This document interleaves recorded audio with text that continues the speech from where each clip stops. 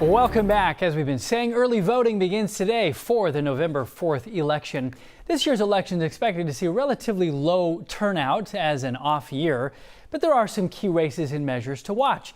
Political analyst Brandon Rottinghaus joins us live to break this all down. Why don't we start with one of the big races, Congressional District 18. Of course, the passing of Rep. and former Houston Mayor Sylvester Turner earlier this year. So the special election seat up for grabs now. We've got like more than a dozen people trying to fill the seat. We've got big issues. What can you tell us? How can you summarize why this is important and what the big issues are here?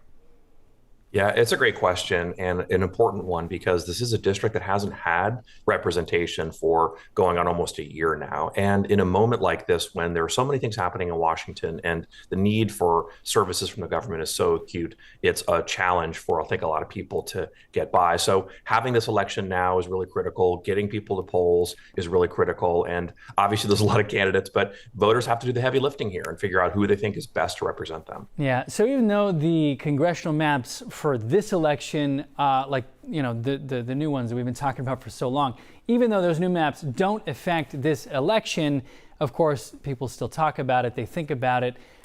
What are the potential outcomes here? I believe this is still in the courts. I believe that's par for the course. What do we know about what we expect the impact of that whole conversation and the new maps passing, what impact that'll have on the midterms next year? Yeah, it's like taking a giant Etch-a-Sketch and shaking it up, erasing it.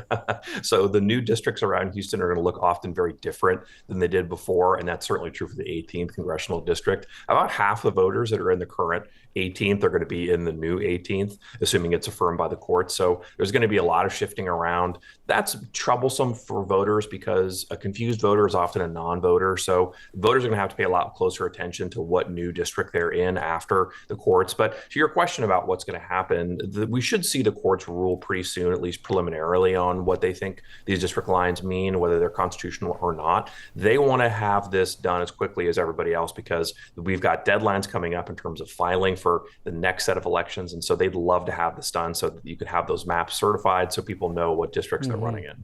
All right. Hey, Houston City Council at-large seat 4, 15 candidates. This specific seat, how important is it, or maybe that's the wrong question, but what role does it really play here in what happens at City Hall? Why is this one to watch?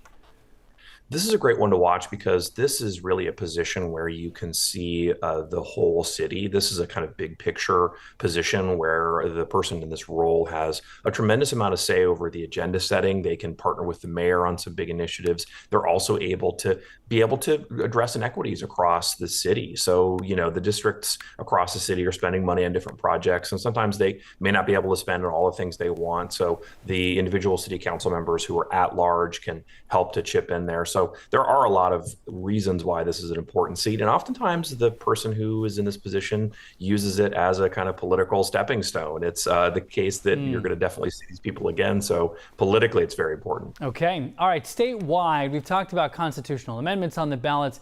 Which ones might have the biggest impact for us here in the Houston area and what we actually do day to day?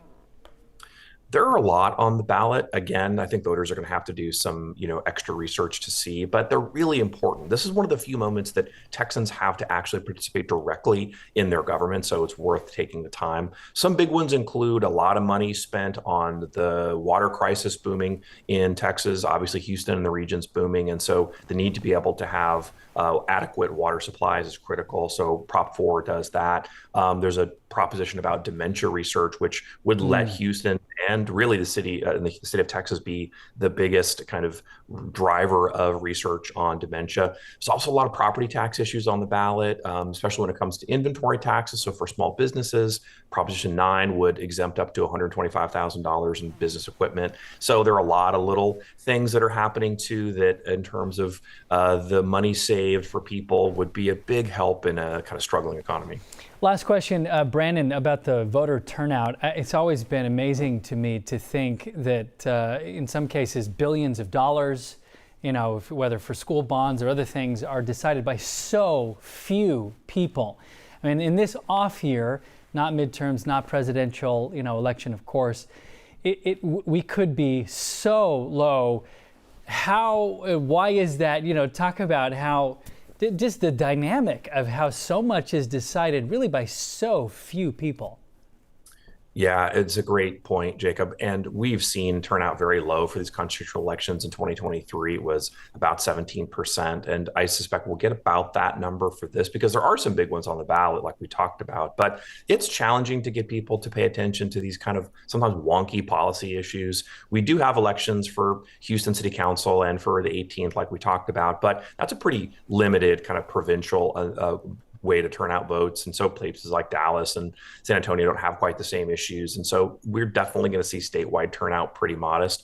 I hope that people turn out because these are really important issues. Right. And like we said, these are millions, billions of dollars at stake. And so it's definitely worth taking the time to go through them. And that's 17% of registered voters. Is that right?